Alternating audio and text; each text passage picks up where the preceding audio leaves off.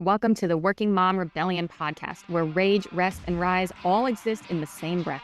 I'm your host, Alexa Starks. I'm a mom of two, a leader, builder, boundary setter, and unapologetically ambitious woman. This is the podcast for working moms who are done shrinking, done apologizing, and done pretending that we don't carry the weight of it all. Here we talk about the messy, powerful truth of building a career with babies, toddlers, and sometimes kids in the next room. This is real talk, real strategy, and real rebellion. Let's burn the old blueprint and build something better together. Take a breath and really let it go, because I want to ask you something that might change how you move through today. Are you ready? What if you dropped the ball and nothing broke? What if the thing that you've been white knuckling didn't even matter as much as you think? What if the guilt that you've been carrying was never actually yours to hold? You're in the right place. Today, this episode on the Working Mom Rebellion is we will be giving ourselves permission to stop juggling what was never ours in the first place. All right, story moment. I remember when I came back from maternity leave with my second child, with my daughter. I remember I was struggling. She had awful reflux, and so every day was just chaos and tears. And I remember there would be times where I had no idea what time it was, and so I'd be late to a meeting. Like I had weekly one-on-ones with my team. And I remember sometimes they would ping me like, "Hey Alexa, are we still on for our one-on-one today?" Like, "Oh my God, shoot, it's 10 a.m. Yes, I'll be right there." And then of course I had to juggle Evie in my lap or rocking her to sleep and trying to talk to my team and or I'd miss our weekly all hands company meeting because I just didn't realize it was 1 p.m. on Mondays. So it was hard. And I remember thinking to myself that I'm slipping. I feel so disorganized. I feel like everything's chaos. I should know better. But the world didn't fall apart. If I missed something, someone would ping me and let me know, or my team was fine. They were like, okay, yeah, we can reschedule, or that's fine. Of course, you have your daughter with you. I don't care. But something did kind of fall away inside of me. This illusion that I have to be everything and notice everything and do everything all the time. I thought I would be judged for all of these things. But the only person really judging me was me. At least the hardest. I was so hard on myself. So let's shift this. Let's get into truth bombs. You were never meant to carry all of this. You were just taught that dropping something made you weak or less worthy, that a forgotten task meant failure, or that if you missed an email or didn't reply to an email within 5 minutes, that it made you unprofessional, that saying, I can't meant that you were falling behind.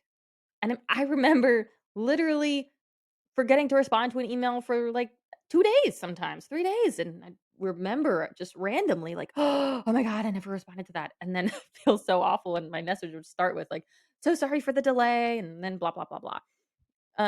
But nothing happened, nothing bad happened, or if someone needed something, they'd follow up like, "Hey, Alexa, just following up here, wanted to check on this." Like, "Oh, I'm so sorry. Yes, here you go." But nothing fell apart. Nothing bad happened. So hear me on this. This isn't a capacity issue. This is a conditioning issue. We have been taught to hold everything perfectly at home, at work, with schedules, with emotions, and to do it all with a smile. But spinning plates is not leadership. It's actually unpaid emotional labor in disguise, trying to do it all. And here's an even deeper truth: rest is not the reward for doing enough. Rest is the requirement to keep going. Let's just say that last part again. Rest is the requirement to keep going. So let's talk about what's really going on. We live inside systems that celebrate martyrdom and multitasking, especially from moms. Moms are rewarded for overextending, for saying yes to everything, for never dropping the ball. And that may be because we're up working at 5 a.m. to get something done before we get the kids up, or up working till 10 p.m., 11 p.m., responding to emails and getting things done, or we're just saying yes to every project. Hey, can you take this on, Alexa? Hey, this sounds like it might be a good fit for you, Alexa. Can you take this on right now? Even though it doesn't actually fall into my job function, my roles and responsibilities. And yet it's like, oh, Alexa, I think you might be good for this. Like, yeah, of course I'd be good for this, but it's actually not part of my job function. This actually would be better for someone else. And when we finally do set those boundaries, we're called difficult or disconnected or selfish or unpromotable because we don't go along with everything and we aren't saying yes to everything. Like, I'm sorry, that's not in my job description to do that. I can stretch, of course, and do that, but that shouldn't be my job. That should actually be so and so's job. But we're praised when we do it all, and we're punished when we decide not to. We don't get the promotion or we don't get the raise. We get passed over because we set those boundaries. But delegation or um, turning it to someone else, redirection, that's not failure. And asking for help isn't weakness. Putting something down is a leadership move. It gives you the ability to be more strategic with your time and put more energy into where you need to. And honestly, the power isn't in what you juggle, it's in what you choose to stop carrying so that you can devote your power and your energy to the most important things. All right. So, here's your invitation for today. I want you to try something new. Ask yourself, what can I drop, maybe just for now, and trust that it won't destroy my identity or my credibility or my value? Maybe it's answering emails late at night and you wait and respond in the morning when you start your day, right? Probably nothing broke. Hell, the person might not even respond to your response. Maybe it's meal prepping perfectly and instead you order groceries delivered. I mean, that's like the world's best invention, if you ask me. Or you order Uber Eats delivered, food delivered instead of meal prepping. Or maybe it's just being the go to for every little thing at work and you redirect people to ask someone else because that's their job. Now ask yourself, if I let that go, who might I become with the energy back in my hands? You are not weak for stepping away. You are wise for knowing what's not yours to hold anymore because you can then focus your energy on what does matter, on where you do need to spend the energy to grow your business or grow your job or finish a project with perfection. All of that you can put more energy into if you're not trying to do all the little things that you shouldn't be doing anyways. So, here's your mantras for the week.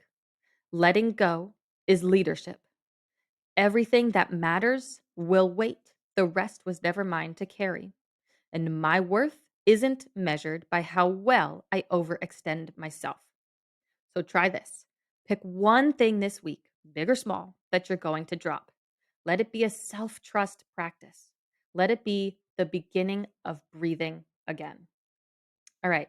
You don't have to hold it all. You don't have to do it alone. And you certainly don't have to prove your worth by carrying more than is humanly possible.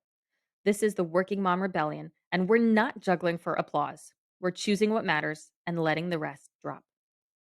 That's it for this episode of the Working Mom Rebellion. If it hit home, please share it with another working mom who needs to know that she's not alone. And if you're ready for real support, for power strategy hours, for digital workbooks, and a truth that doesn't sugarcoat it, click the link in the show notes for more. Until next time, rage, rest, and rise. You don't have to do it all, just what matters.